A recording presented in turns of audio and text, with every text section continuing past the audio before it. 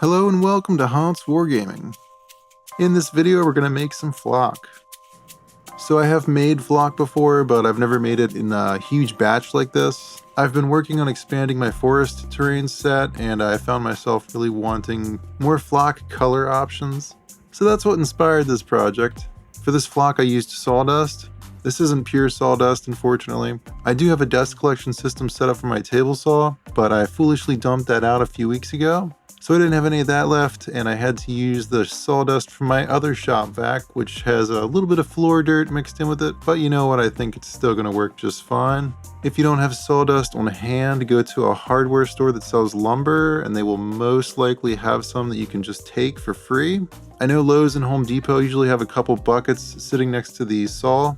The first thing I did was separate the sawdust with a sieve. Then I had two containers that I wanted to split the sawdust into. I put one of them in the actual bucket and then held the sieve over top of that. I separated the finer dust into that one and then dumped the rest of it into the other container. While I was doing that, I had my quad filter fan on full blast right next to me. This part's going to kick up a lot of sawdust, so you want to make sure you have good ventilation. You could do this outside. I had a respirator on for this entire project, and I even threw on a pair of goggles while I was separating the original batch. Here you can really see all the particulates that get thrown up into the air while you're doing this. Sawdust isn't great to be breathing in, so just make sure you're using some kind of ventilation. Once the sawdust was separated, I started to think about my color options. So when you're making flock for foliage, you want to pick a few main colors, and you want a highlight color for each of those.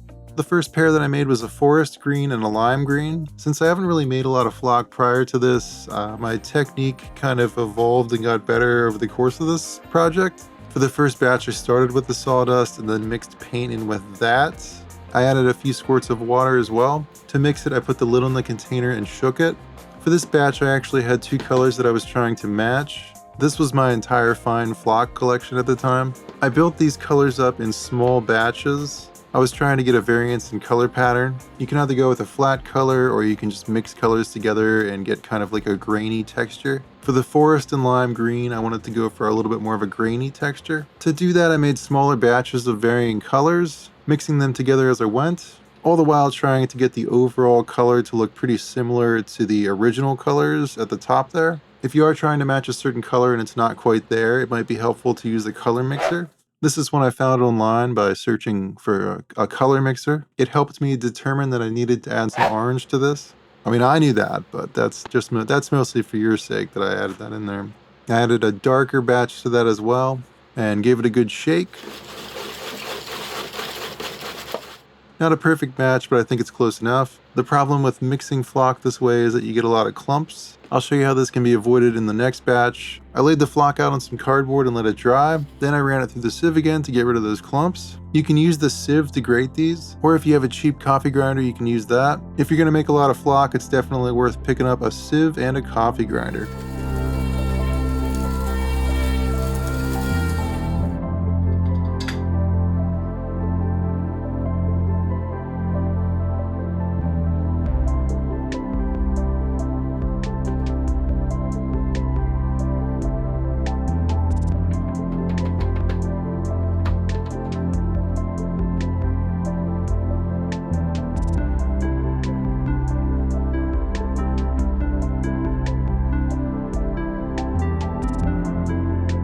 So for the next batch, I decided to mix the water and paint before adding the sawdust, which is pretty much how everybody else makes this stuff.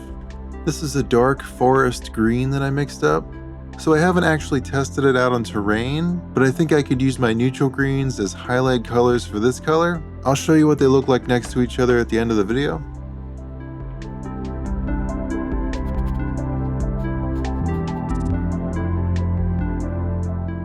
Next, I made two colors that I'm going to use for pine trees.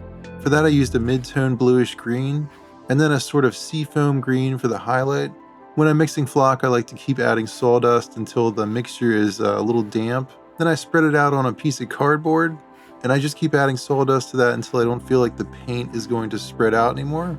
It works pretty well, and it's also kind of therapeutic, kind of like mixing dough.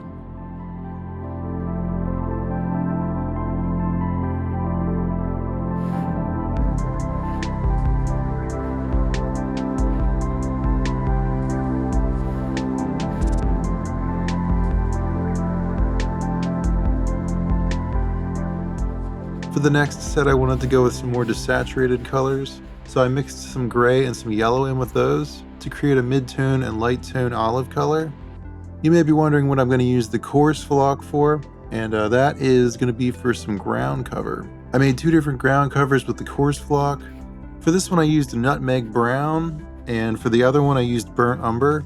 These are both mainly meant to be used for forest floors, to simulate dead branches and trees, decaying leaves, stuff like that. I added a more saturated color in with this one as well. I think these really look like cedar. I also wanted a few different color options that I could use for dead leaves or dying, decayed leaves. So I mixed a couple of different yellows together, and then I mixed up a couple yellowish greens as well. Here's what these green combos look like on some shrubs. I know initially the difference in color may seem pretty dramatic, but once you start actually using it, it works pretty well. And keep in mind that when you use scenic sealant, it's going to darken it up a little bit. I think these first 2 combinations really complement each other well. This color combo could work well for swamp terrain, or if you just want your trees to have a more desaturated look.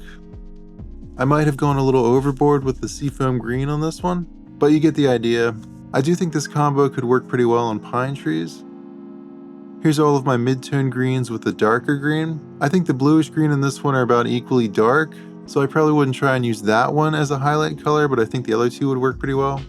Or I could just use this one as moss. Either way, I think I have a lot of good green flock options here. They can be mixed and matched in many different ways.